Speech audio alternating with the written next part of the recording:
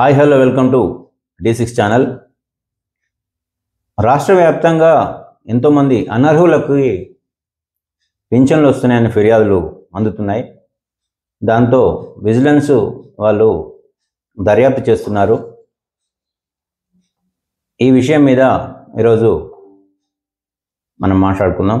అయితే ముందుగా D6 ఛానల్ని సబ్స్క్రైబ్ చేసుకోండి, లైక్ చేయండి, షేర్ చేయండి మీకు నచ్చినట్లయితే. మీకు ప్రభుత్వ పరంగా వచ్చేటువంటి అప్డేట్స్ అన్నీ కూడా మీకు త్వరగా అందించాలంటే మాకు లైక్ చేసి షేర్ చేసి మాకు సబ్స్క్రైబ్ చేసుకున్నట్టయితే మాకు కూడా మరింత ఉత్సాహంగా ఉంటుంది. ఇక సబ్జెక్ట్లోకి వస్తే, రాష్ట్ర వ్యాప్తంగా దివ్యాంగులకు సదరన్ సర్టిఫికెట్లు అనర్హులకు ఇచ్చారని కొంతమందికి కనీసం 10 నుండి 15% తెలంగాణ వ్యాప్తంగా సదరన్ సర్టిఫికెట్లు దొంగ సర్టిఫికెట్లు తీసుకొని దాని మీద దివ్యాంగుల పెన్షన్ పొందుతారని చెప్పేసి చాలా రకాల ఫిర్యాదులు వస్తున్నాయి. ముఖ్యంగా ఈ మధ్య కాలంలో కరీంనగర్ జిల్లాలోని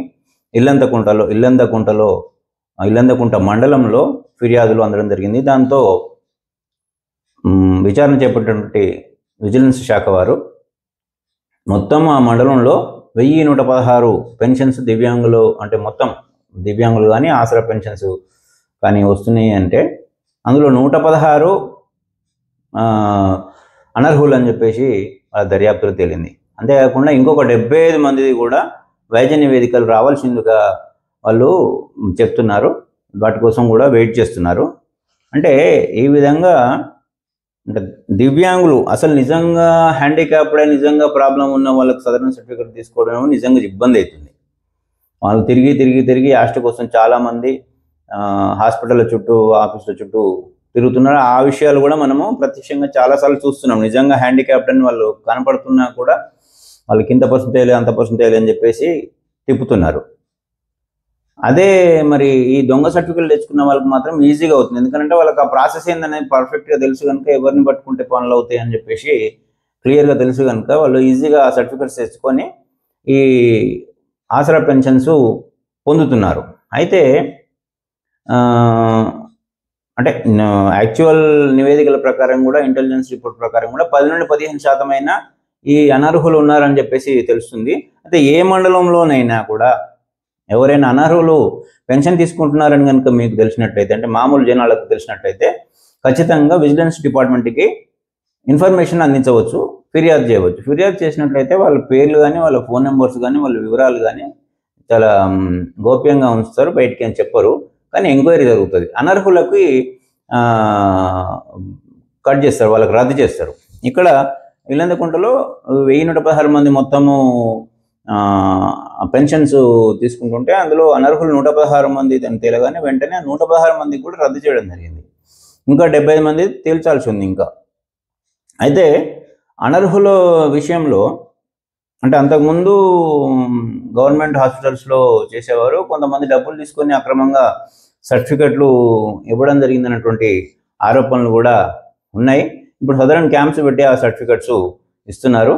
అయితే వాళ్ళే కాకుండా మామూలు సాధారణ ఆసరా పెన్షన్స్, వయోవృద్ధులకి ఇచ్చేటువంటి మన ఆసరా పెన్షన్స్ కూడా చాలామందికి ధనికులకి లేదా వ్యాపారస్తులకి, ప్రభుత్వ ఉద్యోగులకి, ప్రభుత్వ ఉద్యోగ కుటుంబస్తులకు కూడా, కుటుంబ సభ్యులకు కూడా వీళ్ళు పొందుతున్నారన్నటువంటి ఆరోపణలు కూడా చాలా ఉన్నాయి.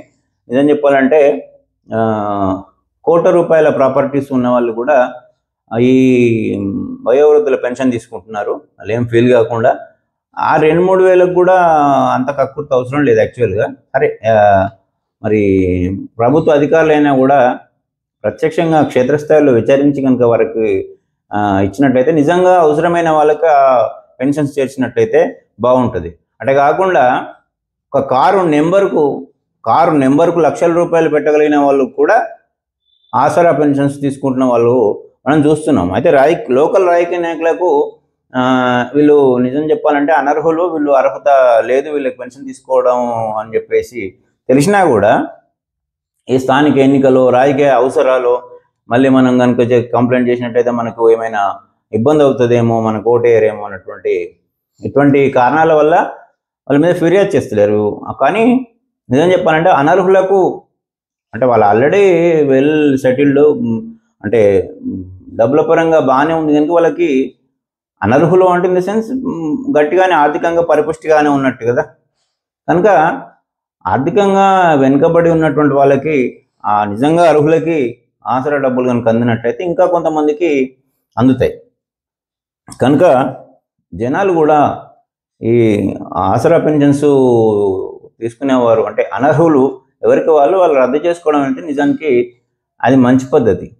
అట్లా కాకుండా లక్షల రూపాయల కారు వేసుకొని పోయి రూపాయి బియ్యం కొనుక్కోవడం లాగానే ఉంటుంది. కనుక అయితే విజిలెన్స్ మాత్రం చాలా కాన్సన్ట్రేట్ చేస్తుంది.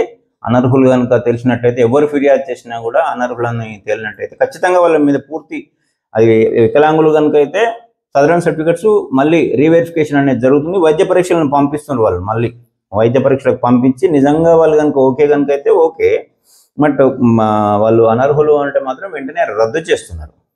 కనుక ఎవరిది వాళ్ళు నిజంగా వాళ్ళ అనర్హులు కనుక అయితే వాళ్ళే క్యాన్సిల్ చేసుకోవడం బెటరు. లేదా మీకు తెలిసిన వాళ్ళు ఎవరైనా అనర్హులు అనుకుంటే కనుక ఖచ్చితంగా మీరు విజిలెన్స్ వాళ్ళకి ఫిర్యాదు చేయండి. Thank you.